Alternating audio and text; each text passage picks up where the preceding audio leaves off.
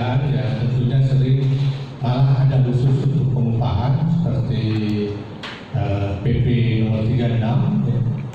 Dan itu bicara mengenai pengupahan. Namun di dalam pengupahan, di dalam peraturan perundangan sendiri sering ada kata upah, ada kata pengupahan. Nah sebetulnya bedanya apa sih upah dan pengupahan itu? Mungkin ada yang musel, ada nggak? Apakah beda atau apakah barang yang sama antara pengupahan dan pengupahan? Enggak. Apa beda?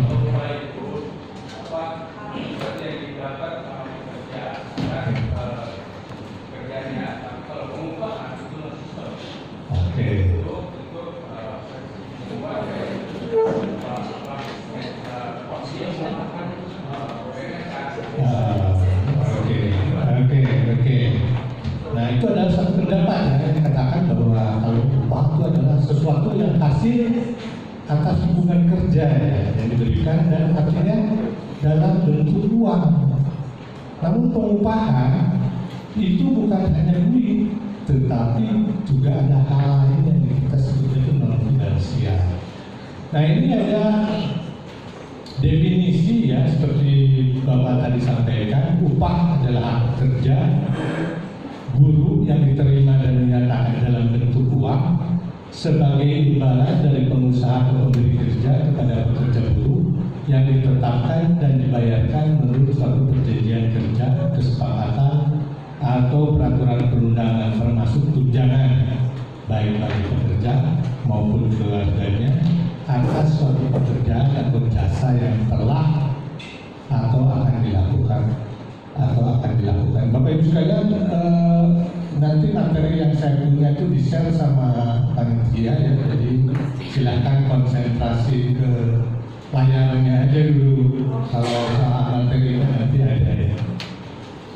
Nah kemudian pengupahan itu adalah definisi by undang-undang ya, bahwa upah itu adalah bentuknya uang. Jadi artinya apa? Bahwa memang yang kita terima atas hubungan kerja itu berupa uang. Sedangkan pengupahan adalah semua yang diterima dan dinikmati oleh karyawan baik dalam bentuk uang maupun non uang yang timbul atas hasil dari suatu hubungan kerja sebagai pengganti waktu, usaha, talenta dan hasil. Ini definisinya dikeluarkan oleh yang namanya Wood and Wood. Karena apa? Kenapa saya ngambil dari Wood and Wood? Di dalam peraturan perundangan saya belum pernah melihat ya, khususnya tenaga kerjaan, definisi dari pengupahan. Hanya ada suatu kata-kata pengupahan kan definisinya sendiri nggak pernah tercantum gitu. Oleh karena itu saya ambil dari Wood and Wood. Namun yang seperti Bapak tadi sampaikan itu memang sistemnya. Nah sistemnya dia artinya bahwa bukan hanya duitnya, bukan upahnya, tetapi ada hal-hal yang lain di luar upah yang dijadikan sebagai satu pengupahan.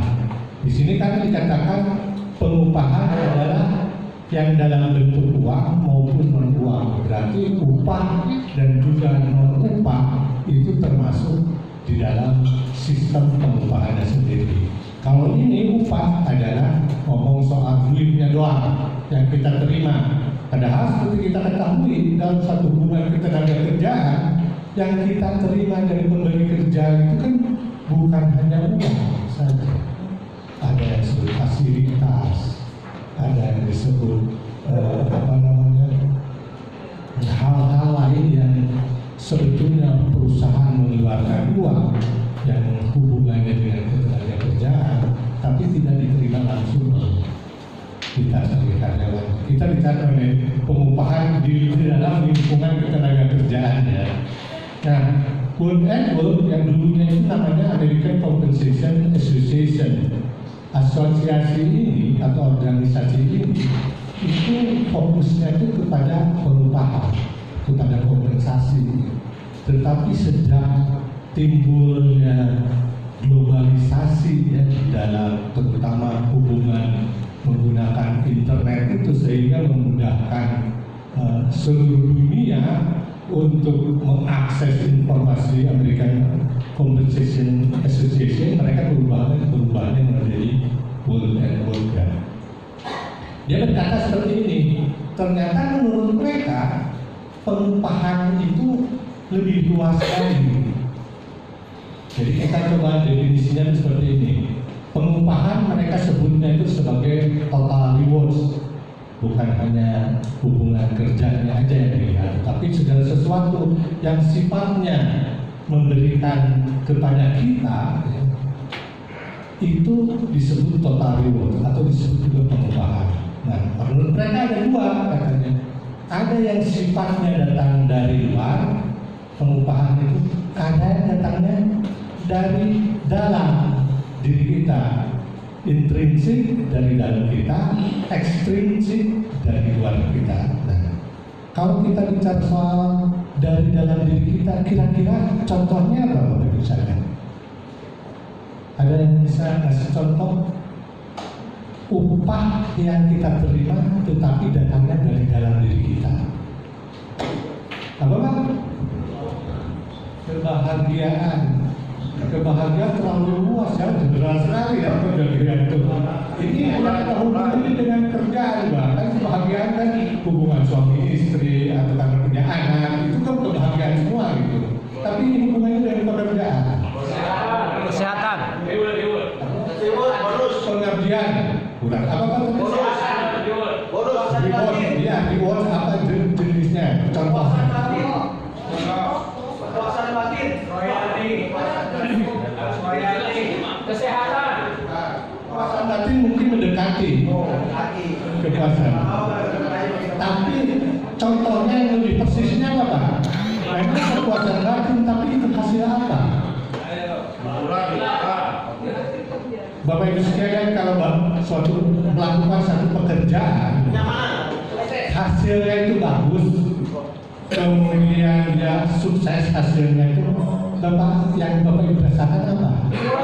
Kepuasan kan?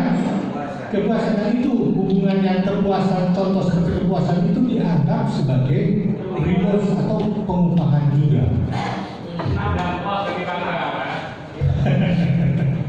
Puas kami lepas.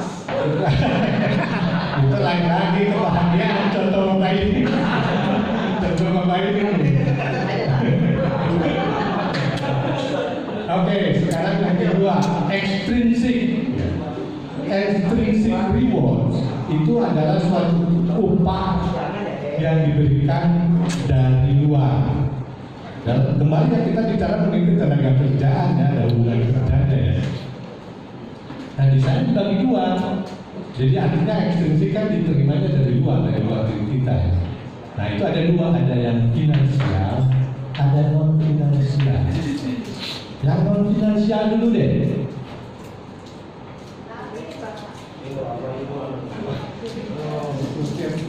Teriak seperti itu, saya juga kedengeran. Apa? Karir.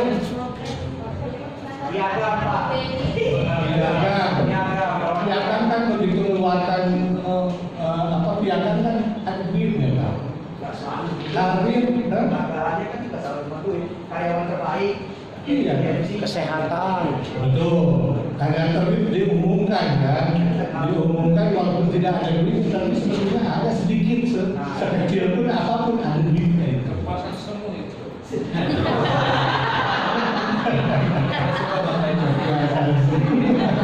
Karir dulu ya, pada saat karir itu sebetulnya jenjang ya, bukan satu reward yang diberikan oleh kita, memang satu sistem yang diberikan oleh perusahaan bagaimana kita melakukan jenjang karir.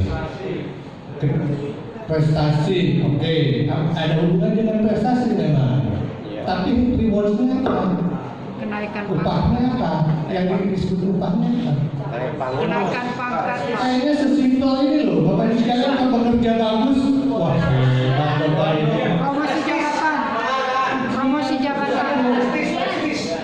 Bonus. Pujian ya, itu merupakan dianggap sebagai suatu upah juga, tapi nggak ada duitnya. Dia prestisi. Good manager in Boleh lah. Oke, jadi artinya bahwa memang segala sesuatu yang kita terima atas hasil hubungan kerja ya, baik non finansial maupun finansial, itu dianggap sebagai suatu upah atau pengupahan.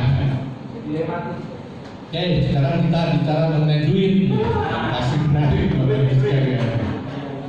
Finansial, indirect compensation sama direct kompensasi. Jadi kita bicara yang direct compensation dulu ya. Artinya kompensasi atau upah yang kita terima langsung oleh kita. Direct compensation yang tadi saya bilang adalah indirect compensation. Ada yang sifatnya tetap, ada yang sifatnya variabel. Kita bicara yang tetap dulu. Ada yang sifatnya base, pokok, ada yang sifatnya diferensial. Kira-kira diferensial apa teman-teman? Kalau pokok ya kita jelas semua. Tunjangan, ya. Tunjangan itu merupakan karena tunjangan itu ada yang didasarkan sesuatu gitu ya, ada satu alasan memberikan tunjangan. Yang variabel berapa? Lembur bukan ya, bukan masuk ke variabel. Insentif, bonus, komisi. Jadi prinsipnya yang disebut variabel itu adalah segala sesuatu yang kita terima tetapi tidak selalu kita terima. Bonus kan didasarkan ada sesuatu ya, ada keuntungan misalnya. Kalau tidak untung ya tidak diberikan. Insentif juga kalau tercapai diberikan, kalau tidak tercapai tidak diberikan. Itu adalah konsep-konsep atau prinsip yang perlu kita ketahui ya Bapak Ibu sekalian, supaya pada saat kita membuat peraturan mengenai pengupahan kita tahu tabirnya yang mana. Kita membuat kebijakan di bonus kah, atau kita membuat kebijakan di insentif kah, atau kita membuat kebijakan di upah pokoknya kah, atau di tunjangannya. Oleh karena itu perlu kita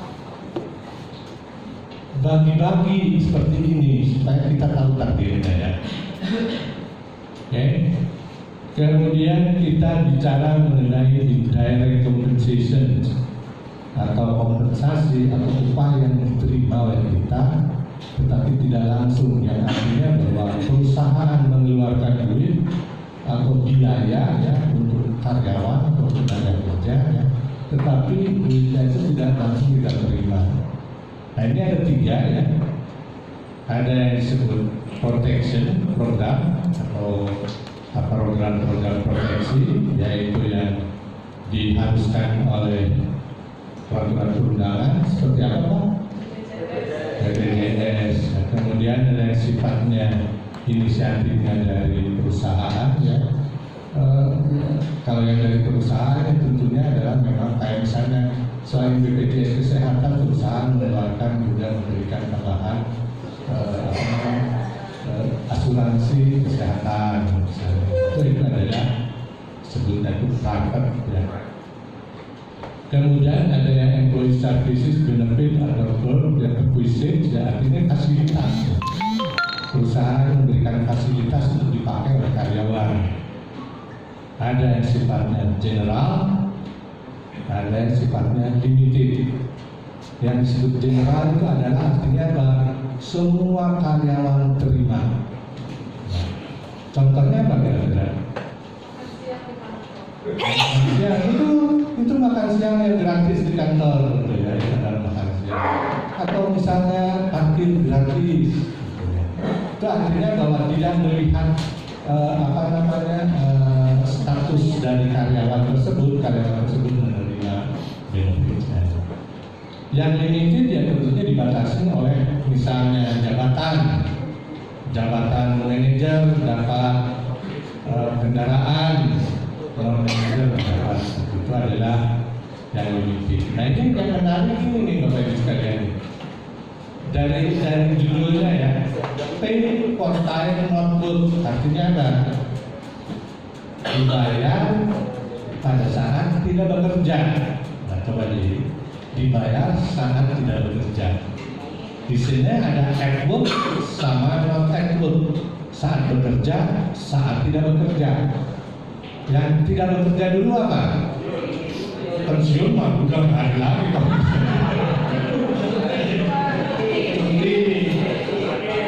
Nah, kalau Bapak Ibu sekalian karyawan di sini dia salah satu contohnya ya, walaupun tidak dipotong dinas ya dinas, artinya bahwa Bapak Ibu sekalian tidak sedang bekerja, tapi upah Bapak Ibu sekalian tidak dipotong.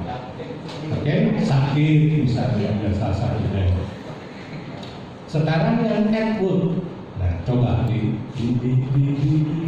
diresapin dulu, dibayar saat tidak bekerja, saat bekerja.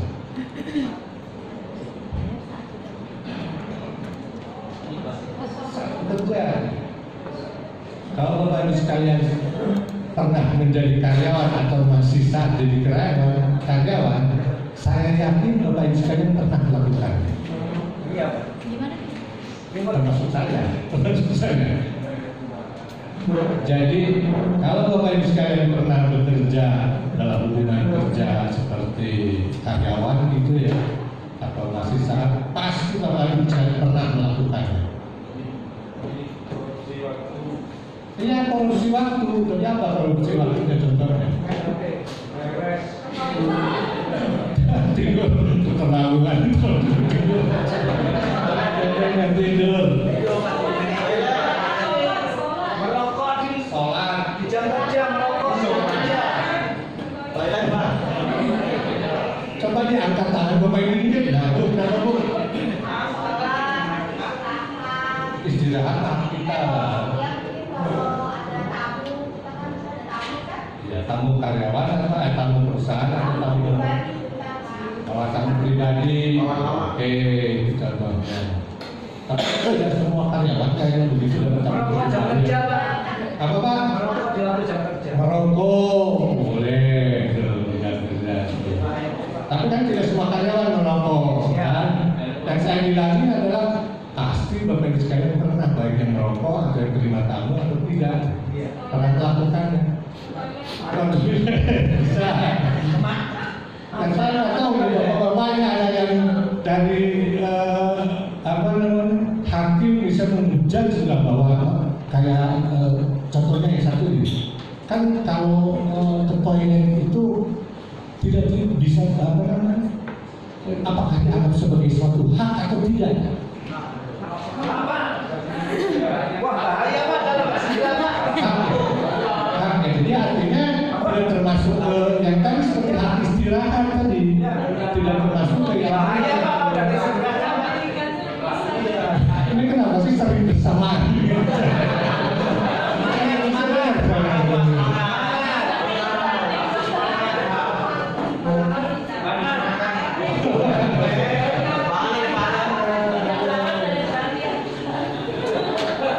Oke, itu contoh yang tadi kan, tadi itu sebetulnya betul ya, tadi mengatakan korupsi waktu. Bapak Ibu sekalian kan kalau tadi terkait kan hak para bapak-bapak hakim di sini, Bapak Ibu hakim, berarti hak yang betul oke. Karena itu juga tidak dicantumkan di dalam peraturan perundangan, betul kan? Tidak dicantumkan dalam peraturan perusahaan juga atau PKB. Kecuali fasilitas Pak. Ya, kecuali fasilitas lah, itu jelas di peraturan perusahaan ada. Tapi yang kedua ini menarik itu, karena memang tidak dicantumkan, tetapi dianggap sebagai suatu hak. Kata dia. Bahaya Pak. Ya kan, dan memang haknya hak alam ya. Sholat, nah itu sholat Pak, bagaimana nih sholat? Tidak ada di dalam peraturan perusahaan maupun peraturan perundangan. Kalau ternyata satu karyawan dianggap salah karena Biasaan Pak. sholat, kan yang diatur itu hanya berangkat haji misalnya.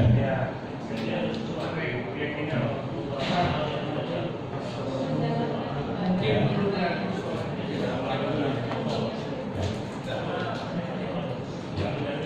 Ya. Nah itu pertanyaannya. Pakai mic sudah belakang Pak. Pakai mic. Tapi diatur. Kalau sakit kan diatur di dalamnya.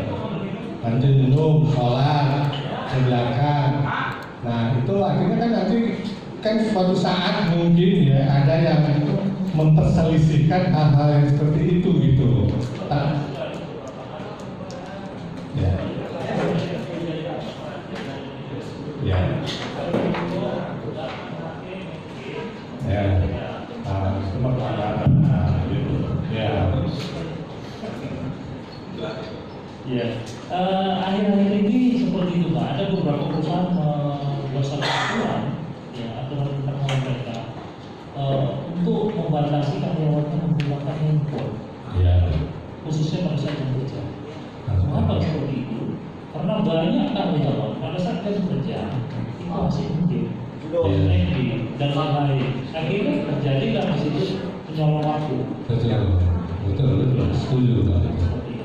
Ya, memang kalau kita korupsi waktu lah kita sebutnya ya, kalau kita mengambil waktu perusahaan untuk sesuatu hal yang sifatnya pribadi itu di luar pekerjaan itu merupakan suatu pelanggaran sebetulnya. Tetapi kalau yang sifatnya tadi masalah karena agama atau panggilan Allah misalnya ya, seperti minum itu saya kira secara otomatis sudah menjadi hak karyawan. Oke, kemudian sepakat. Wah, ini ada silakan Pak. Ini pembela karyawan atau pembela perusahaan juga? Ya, dua-duanya mungkin apa? Ya, oke, betul, setuju. Nama saya Abdul Hanan. Ya. Tapi sebelum itu saya suka dengan gaya.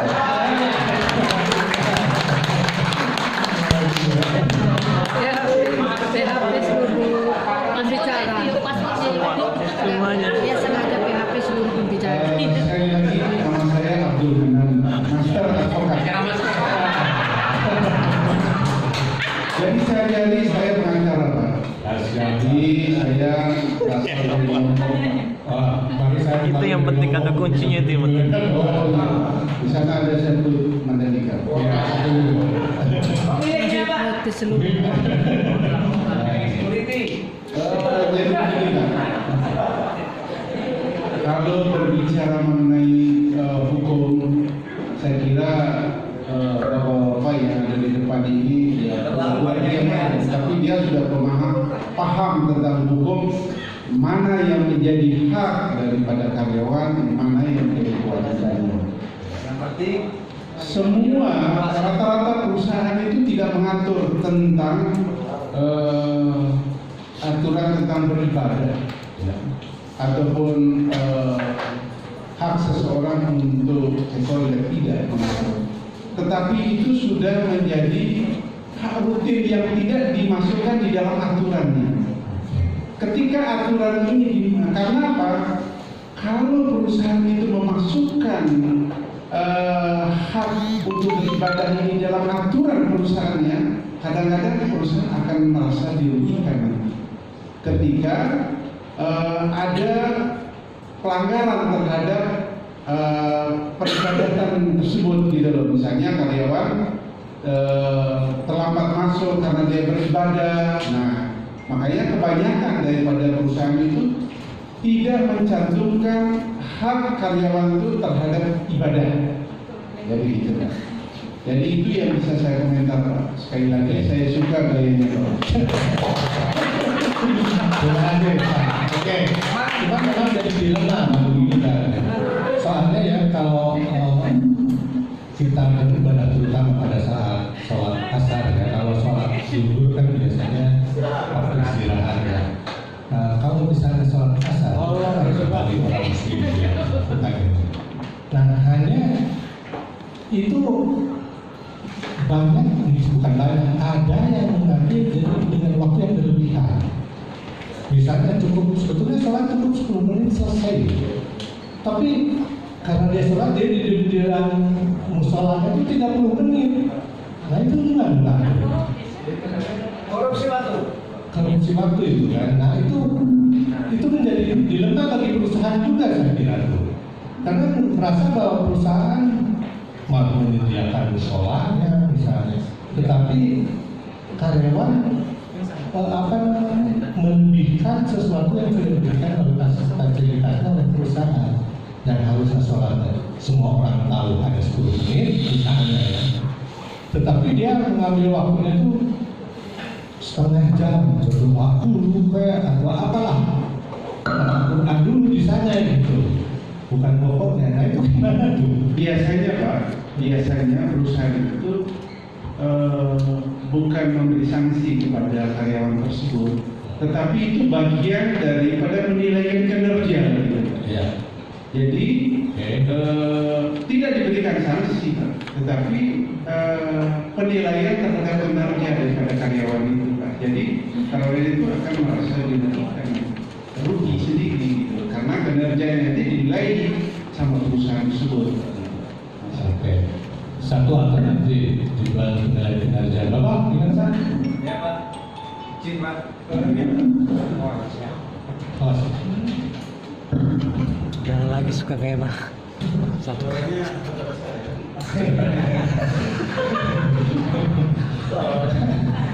Luar biasa. oh satu. Terima kasih Pak waktunya. Jadi terkait masalah sholat, ketika dalam jam kerja, ketika terutama kalau di perusahaan-perusahaan itu yang shift, yang diterapkan pagi, siang ataupun sore. Pada dasarnya memang tidak diatur dalam peraturan, tapi karyawan paham sendiri, Pak. Pertama karyawan tahu sendiri kalau dia produktif, kalau dia orang diproduksi, dia pasti tahu pekerjaannya. Biasanya karyawan itu menyelesaikan dulu pekerjaannya. Setelah itu baru dia melaksanakan sholat. Sehingga sholat yang dia lakukan itu berapa menit dia akan mengatur sendiri. Pertama itu. Yang kedua, perusahaan itu tidak akan kehilangan produksinya. Ini Pak. Sehingga tidak ada yang dikhawatirkan dalam persoalan ini karena perusahaan diuntungkan. Diuntungkan apa Pak? Oleh karyawan-karyawan sholat didoakan. Keuntungannya diterima di akhirat. Ditambah Pak, pendidikannya meningkat Pak. Ini juga nalar Pak. Jadi saya simpulkan bahwa ternyata itulah kembali ke karyawannya individu. Oke. Namun yang saya sampaikan tadi karena effort yang saya suruh karyawan pasti melakukan korupsi waktu adalah pada saat jam makan siang. Bapak Ibu sekalian kalau mau makan kan tidak jam 12 teng keluar kan, 5 menit sebelumnya sudah keluar. Atau pulangnya juga demikian. Betul nggak? Nah, itu yang salah satu contoh ya. Yang Saya teruskan, belum selesai Pak. Oh, silakan. Ketika karyawan, Bapak tadi karyawan soal korupsi waktu. Padahal karyawan itu waktunya hanya paling lama itu kalau sampai dia doa, tidur dan sebagainya, paling sambil dia leye-leye bahasa orang Jawa, itu paling setengah jam Pak. Ya. Setengah jam. Tapi dia berdoa minta kepada Tuhan, ya Allah berikan ini perusahaanku ini. Nanti kelihatan rupiah. Itu luar biasa. Ada itu karyawan semacam itu yang baik hati semacam itu. Ini benar Pak, keselamatan dijauhkan dari balanya. Kalau benar karyawan itu tadi Pak. Ya benar Pak itu Pak. Sehingga mau bangkrut tidak jadi bangkrut. Kalau saya sudah kayak status orang seperti itu bisa manfaat, bisa tidak manfaat. Oke, kita lanjut lah.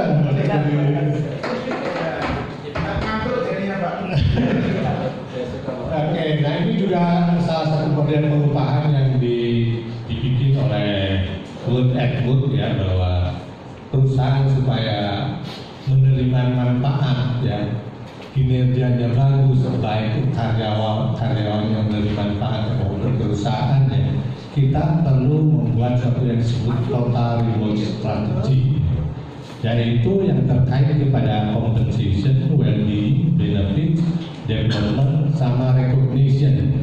Nah, yang pasif ya, yang tradisional itu adalah compensation, benefit, sama development. Tapi yang dua ini well-being, recognition itu kayaknya baru berkembang baru ini aja ya. Namun demikian kita perlu tahu kompensasi, saya kira itu yang tadi bicara mengenai upahnya ya, kompensasi jadi antara hubungan itu yang diterima dan bentuk upahnya. Benefit juga yang tadi non finansialnya ya, bukan indirect compensationnya ya kita terima. Kemudian development, pengembangan yaitu perencanaan atau pelatihan yang diberikan perusahaan terhadap karyawannya. Nah yang disebut well-being sama recognition itu apa? Kesejahteraan yang mana? Well-being, kira-kira contohnya seperti apa Pak?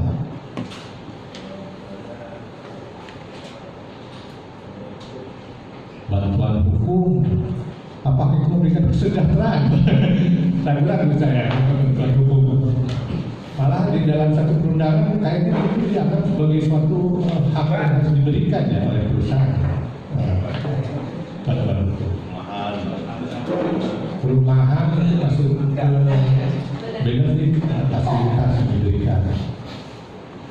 Jadi yang dimaksud dengan well-being itu bukan hanya ke karyawannya, jadi diperhatikan bahwa setiap karyawan itu tidak terganggu pekerjaannya karena masalah-masalah yang seperti misalnya anak sakit atau anak ngambil rapor itu harus datang, itu diperhatikan, diberi izin.